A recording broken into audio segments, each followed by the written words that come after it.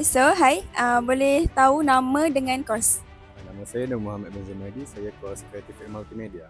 Saya nak tanya, apa perasaan awak bila dah nak konvo ni? Firstly, saya rasa happy lah sebab 3 tahun susah belajar kan, dan hari ni boleh graduate untuk boleh teruskan sama belajar, tak ada repeat.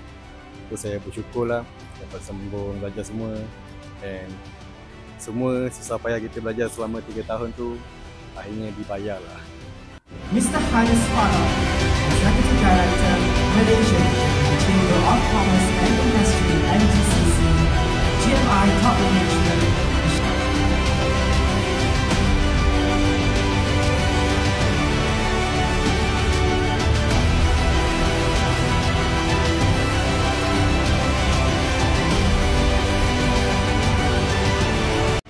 Hai, boleh saya tahu nama dengan apa kos?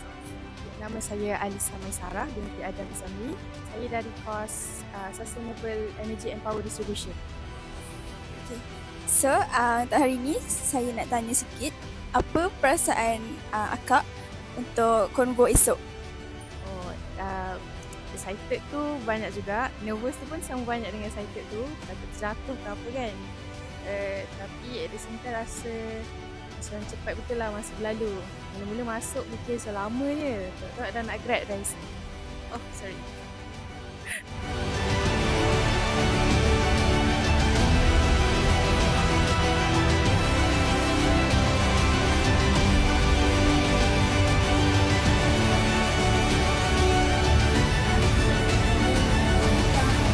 Pakai rope kat dalam.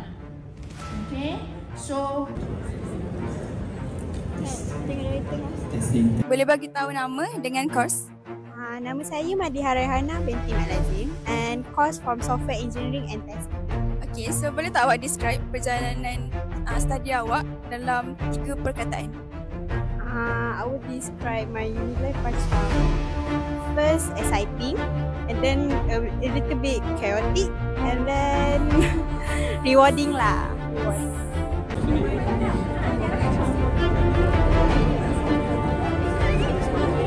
Hai, so boleh bagi tahu nama dengan course? Nama saya Idina Natasha, course Software Engineering.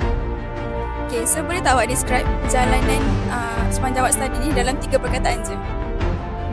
Saya rasa it will be fun, life-changing and also memorable. Okay, thank you.